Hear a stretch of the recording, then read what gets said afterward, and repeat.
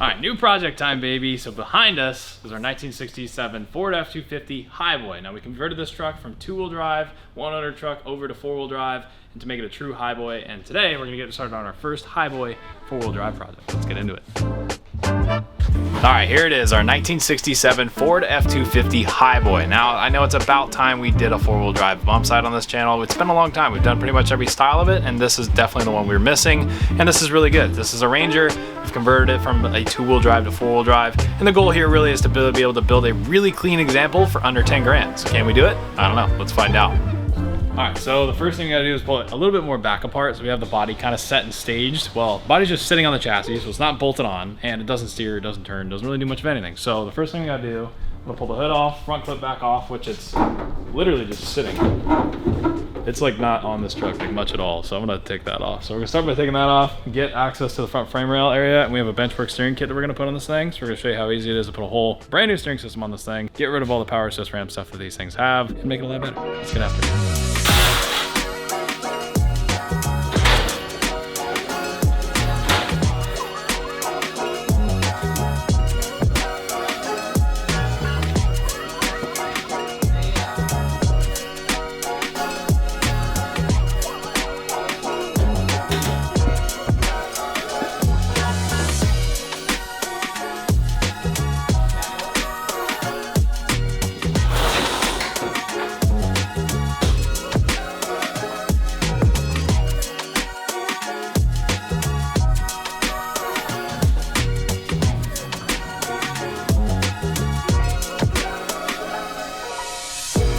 This is a budget build series, so what we're doing realistically is trying to put this truck together in pieces with what you have. Highboys are expensive trucks. If you go to look at a Highboy, a four-wheel drive truck, with the patina, with all the parts and all the pieces, usually they bring in a pretty good amount of money. So we're gonna build it. You can't buy it, build it. So that's exactly what we're doing here. But one of the things that you can't necessarily budget or cheap out on is safety components like steering. And one of the things that is super sketchy in these four-wheel drive trucks is the steering and the braking systems in them. So that's where Benchworks comes in. So this actually converts everything from a power assist RAM steering system that these have. If you have a power steering truck, it's a full power assist RAM with all these hoses and lines going down, and there's a ram on the actual drag link. They leak everywhere and they have a ton of play and they blow out and they shear and they're big safety hazards. So, and if you have a manual steering truck, then it's just simply really hard to turn because it's four-wheel drive. So this eliminates all of that. Now this is a steering kit from Benchworks Steering Systems. They're based out of Arizona and they all make this stuff in-house, and it's a full conversion kit with 16:1 box ratio, 4 power steering, very simple in and out. You have a low and a high pressure on the box right here. Comes with all of the lines and fittings. You can see your high pressure hose right here, your low pressure hose, all of your tie rod ends, and then they have a drag link and a pitman arm to keep proper steering geometry on this that they actually fabricate themselves, which is really cool. So this whole system should be very easy to put on. Now this frame is different than a two-wheel drive frame. You can see the front of it's a lot more squared off, and there is a cross member up here. Mine's really bent up, so I don't really look at that too much. But the frames are very squared off, and the normal steering box on a two-wheel drive truck goes back here. On a four-wheel drive truck, it's very much in the front. So it's all, instead of rear steer, it's front steer on the four-wheel drive. So this relocates everything. So you can see this is an adapter plate that Benchworks makes to bolt this box on. Now this is pretty much the same or similar box to what the two-wheel drive trucks have with the power steering systems, and this pretty much would bolt into, let's say, a two-wheel drive truck, but this is a much better box design. So this bracket will come right in here, and we'll basically be able to bolt this in like so, and then the box will bolt straight to that, and it makes everything super easy. So instead of having to weld and plate your frame and do this crazy, you know, whole week-long job just to mount a box, Benchworks makes it easy where you can just grab it, bolt it on, bolt it together. We can have this whole thing together in probably a couple hours. So that's what I'm gonna do. So everything you see here, like I said, it's all made right here in America. It's super high quality stuff. I'm very happy with it. And like I said, if you're doing a budget build and you wanna cheap out on stuff, save it for some other stuff. You don't want to cheap out on steering and brakes because, well, that's safety components. So this is definitely going to make the drivability of the thing better and overall a lot safer. So if you've ever driven a Highboy with a worn out box or worn out assist ram, you know how scary these four-wheel drive trucks are. This fixes all of that. So if you have a Highboy or you're building one, I cannot recommend the Benchworks stuff anymore. I want to thank Benchworks Steering Systems for working on this on today's video. I use this stuff because it works. I've seen it on my friends' trucks, different trucks around at shows. This is basically the standard for steering. Makes everything much safer, like I said before. It's all made here in America, and I want to recommend products to you guys that I actually use I use for good reasons. So if you guys want to check out this stuff, I have a link down below to their website. They have everything from early to late trucks, half ton, 3/4 ton, Highboy, 250, 100, pretty much any truck 4-wheel drive or 2-wheel drive that you're working on. Go down to Benchworks, check out their stuff, tell them I sent you, and you'd be glad you did. So with that being said, I'm gonna put all this stuff together, show you guys how easy it is to put in the truck. So I also got an exclusive code for you guys to use, code Craig75 will give you 75 bucks off any steering system over $1,000. So head down in the description of this video, check it out, save yourself some money. Alright, so normally you would have a stock box here. Ironically, I don't have that. And that's because this truck never came with a steering box, so it's never steered. So hopefully it'll steer pretty soon. So I'm gonna mount this up, just make sure I got my proportion or orientation right. It is, it's like this. Some bolts in it.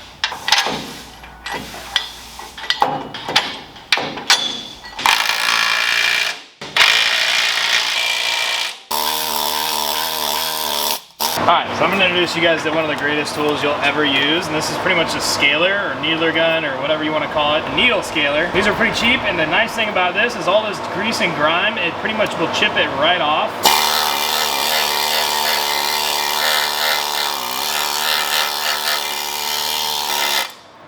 Matter of seconds, it'll give you a nice clean workspace. So this is a really easy way to clean these frames, is just stick one of these in the crevices and all the corners, clean this thing up. You can see you can just wipe it smooth from there, wire wheel or DA it real quick, and then you're ready for paint. Way faster way to prep frames. Use these things, they don't clog up. Really awesome, really efficient. I definitely recommend grabbing yourself one of these if you haven't used one. Really, really handy.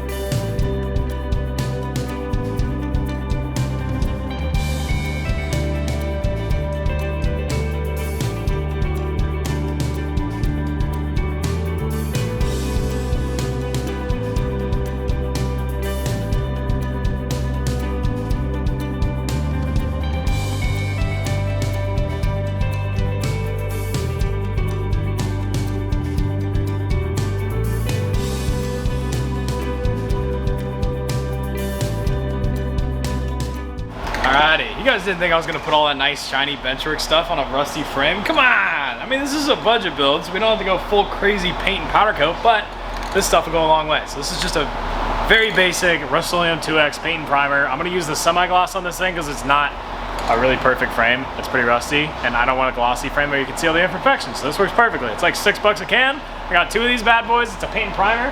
It just does some of this stuff on and look way, way better. So let's see what it looks like.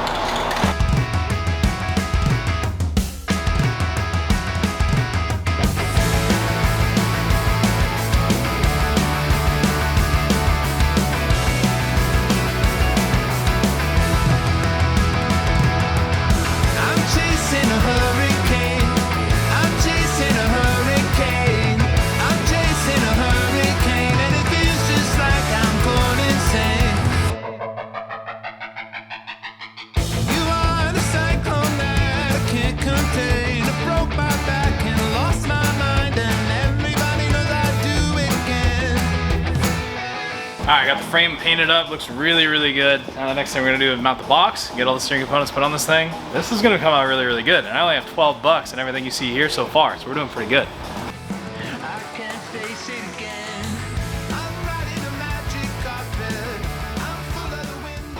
All right, so we have the Benchwork adapter bracket in, and you'll notice on the back side of this thing, it's only got 3 bolts in it. So there is a 4th hole. See it right there? So there's a 4th hole right there that we could use. And I talked to the guys at Benchworks about it, and so essentially the issue is that the factory frame has this massive hole right here. You would essentially have to sandwich the whole frame together to be able to bolt this together, because you can see light coming through. It's a little bit thin, so if I was to just drill this out, it would be very, very thin right there. So I would weld this up or make an overlay plate real quick and drill it out. The guys over at Benchworks said if you're pretty much just driving this thing normally, you know, light off-roading, anything but like pretty much just straight up rock bouncing the thing, you'd be just fine. So they recommended if you're gonna do heavy off-roading and pretty much extreme use, you got 37, 40-inch tires, you're going pretty crazy, just add a little 120 or 1/8 inch overlay plate right here, and then just drill the hole. I'll go ahead and weld up this hole, add a little overlay plate, then just drill the hole and put a bolt in it. But if you're running a very factory stock style truck, but if you do have kind of an OE stock style truck, don't really need to add it. It's not necessary. In my case, just because I'm here, there's no motors, nothing in the way, I'm gonna add that overlay plate now, so I'm gonna show you guys how we do it.